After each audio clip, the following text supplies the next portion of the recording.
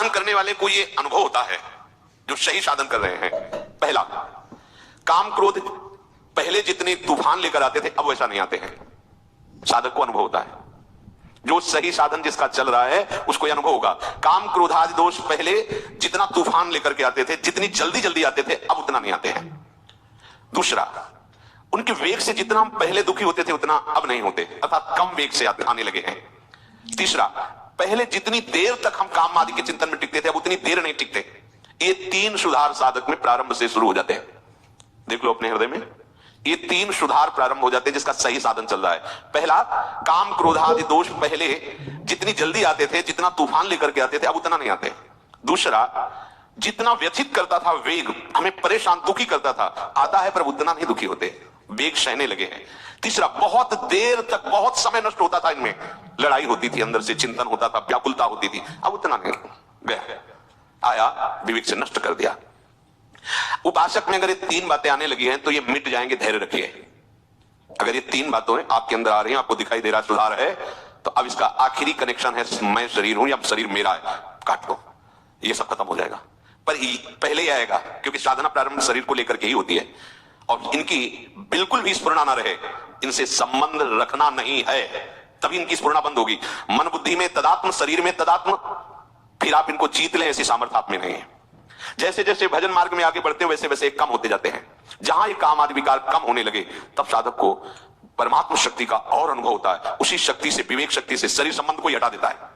मैं कोई शरीर थोड़ी में जो मांग हो रही है अंतःकरण और शरीर की है, नहीं, इसको धर्म में लगाना है, प्रभु में लगाना, नहीं नहीं, शरीर राग मिटा, विकारों की कोई गुंजाइश ही नहीं है, तभी वो रास विलास का अनुभव करता है। पांचों भूले देख शुद्धि तब छठी भावना रास की। पहले तो ये प्रपंच हटे ना, राग हटे ना भोगों का। कभी कभी साधक को ऐसा प्रतीत होता है कि काम क्रोध का वेग पहले से भी अधिक आ रहा है। इसका दो कारण हो सकता है। पहला है कि आपको साधन करते हुए कोई भारी कुसंग हो गया। देख लीजिए, साधन करते हुए आप में कोई कुसंग जागृत हो गया, किसी ऐसे दृश्य को देख लिया, ऐसा संभाषण कर लिया या कुछ ऐसा, तो आपको लगेगा कि पहले से भी भयंकर विकार आ गया, कुसंग। अगर ऐसा नहीं हो, आपका साधन ठीक चल रहा है और फिर आपके अंदर ये बात आई है, तो कह रहे हैं कि जब भोगा शक्ति मिटती है तो साधक की बुद्धि पवित्र होती है। पवित्र बुद्धि में थोड़ा भी स्फुरन पहाड़ जैसा नजर आता है, थोड़ा भी दोष उसे बर्दाश्त नहीं होता। अपवित्र बुद्धि में पहाड़ जैसा दोष भी तिनके के भी समान नहीं लगता, पवित्र बुद्धि में तिनके के जैसा दोष पहाड़ जैसा लगने लगता है। वो साधक हाय हाय करने लगता है कि पहले इतना गंदा नहीं था जितना आप गंदा विचार आता है। ये उसकी बुद्धि की पवित्रता है। दो बात ध्यान रखना है, पहले तो तुरंत हमें देखना है अपनी दिनचर्या में कि कोई दृश्य का कुसंग, शब्दों का कुसंग, व्यक्ति का कुसंग, भोजन का कुसंग तो नहीं हो गया, जो हमारे अंदर इतनी विकार की वृत्ति आ गई। अगर आप निर्णय कर लिए कि नहीं ऐसा नहीं है, तो फिर आप निश्चिंत हो जाओ, ये आपकी बुद्धि की पवित्रता है जो आपके थोड़े से भी दोष को पहाड़ जैसा दर्शन करा रही है। अंतःकरण जैसे जैसे शुद्ध होता है तो साधक को थोड़ा सा भी विकार सहन करने की वो असहनशील हो जाता है। ऐसी बात कैसे आ गई मेरे हृदय में, ये पवित्रता का लक्षण है। ऐसा कैसे हो गया, मेरा मन कैसे राजी हो गया, नहीं हाय हाय मच जाता है, ऐसा कैसे हो गया, तो उसको लगता है कि बहुत हमारी बुरी दशा है।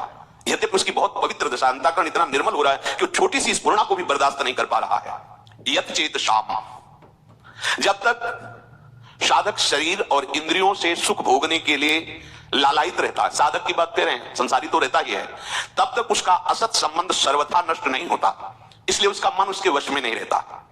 और जब साधक भगवत रस प्राप्त करने का लोलुप हो जाता है तो उसे शरीर और भोगों से संबंध मिटाना ही होता है या स्वाभाविक मिटने लगता है, तब उसका मन निर्मल हो जाता है।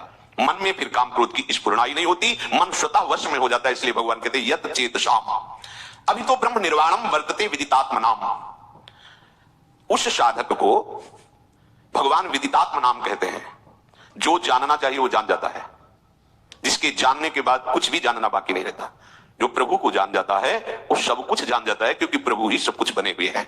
प्रभु को जान गया तो सब कुछ जान गया, उसे और कुछ जाना कि ये जानना है वो जानना अब बाकी नहीं रहेगा। प्रभु को प्राप्त कर लिया तो कुछ प्राप्त करना बाकी नहीं रहता। शरीर के रहते हुए वो ब्रह्म स्वरूप भगवत स्वरूप हो जाता है। यदि ऐसा नहीं हुआ तो शरीर छूटते छूटते उसे बोध हो जाएगा भगवान की तरफ से, क्योंकि जीवन भर वो बहुत लगन से साधना की है, पर वस्तु की बोध वृत्ति नहीं आई तो भगवान कृपा करके अंतिम समय तक दे देते हैं। उसकी स्थिति में कोई अंतर नहीं पड़ता, वो जीते जी या शरीर छूटने के बाद दोनों एक ही गति को प्राप्त होते हैं। तो पहला है जीते जी भगवत साक्षात्कार हो जाए। स्पर्शान कृत्वा बहिर्बाह्यांस चक्षुश्चैवांतरे भ्रुवो प्राणापानौ समौ कृत्वा नासाभ्यन्तरचारिणौ यतेन्द्रिय मनो बुद्धिर मुनिर्मोक्ष परायणः विगतेच्छा भय क्रोधो यह सदा मुक्त एव सः। बाहर के किसी भी पदार्थ का जो अंदर चिंतन नहीं करता, ध्यान दीजिए, बहुत बढ़िया बात है, हम अधिकतर बाहर के ही चिंतन में अपना समय नष्ट कर देते हैं। मन तो चल रहा है पर चिंतन सब बाहरी हो रहा है, प्रकृति का, किसी वस्तु का, किसी व्यक्ति का, किसी स्थान का। आप देख लीजिए, हमें उपाय करना है बाहर के चिंतन को छोड़ करके अपने आराध्य देव के चिंतन में, बाहर के पदार्थों का, व्यक्तियों का, व्यवहार का चिंतन छोड़ करके। अब इस पे ध्यान दीजिए कि आप जब भगवत चिंतन कर रहे हैं उस समय आपका चिंतन क्या होता है। देखिए, कोई बाहरी व्यक्ति होगा, कोई वस्तु होगा, कोई स्थान होगा, अभी ठीक चिंतन नहीं है। बाहर का चिंतन बाहर छोड़कर अपने आराध्य देव की चिंतन, ये तभी हो सकता है जब हमारा कोई संबंध नहीं, कहीं भी हमारा किसी भी व्यक्ति से, अच्छा आप ऐसा, अच्छा अमुक वस्तु, वो हमारे चिंतन में आ गई। अब हमें भगवत प्राप्ति करनी है तो बाहर के व्यक्ति, वस्तु, स्थान का चिंतन बाहर ही छोड़कर अपने आराध्य देव का चिंतन करना है। उपासक को अब अपना सेवा धर्म है, इसलिए इसकी विशेष आवश्यकता नहीं, उठते बैठते चलते फिरते नासिकाग्र दृष्टि रखनी चाहिए। ये शास्त्रों का स्पष्ट आदेश है, बहुत सी जगह ये आदेश दिया गया है, संतों ने भी ऐसा आदेश किया है। साधक को ऐसे देखने का नहीं है, संभाषण भी ऐसे, चलना भी ऐसे, किसी के नेत्रों में नेत्र मिलाने का आदेश कहीं शास्त्र साधक को नहीं देता है। नासिकाग्र दृष्टि रखे, इतनी दूर बस। आंख खुली हुई है, जब यहां आप एकाग्रता करोगे तो यहां शुरू हो जाएगा मंत्र, यहां आपको महसूस होगा कि आज्ञा चक्र आपका खुल रहा है। नेत्रों की दृष्टि नासिकाग्र, तो भवों के बीच चिंतन प्रारंभ हो जाता है, बहुत इससे बल मिलता है। आप आंख मूंद करके मंत्र का चिंतन न करें, आंख खोलिए और ऐसे रखिए, तो आप देखिए फिर आप अक्षर अक्षर आपको दिखाई देने लगे। पर ब्रह्मचारी है तो ही टीक सकता है, नहीं तो जब ऐसे करोगे तो फटने लगेगा सर। इसके लिए हमें पावर चाहिए, वो ब्रह्मचर्य ही आपको पावर। अरे ये सब भगवत मार्ग की जितनी वृत्तियां हैं, एक एक वृत्ति संभालनी होती है भगवत प्राप्ति के लिए।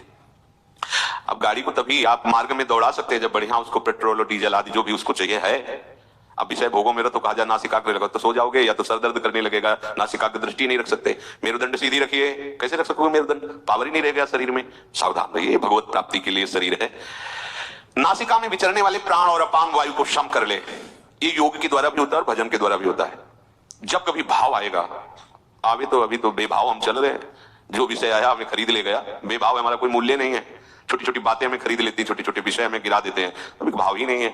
जब भाव आएगा तब आप देख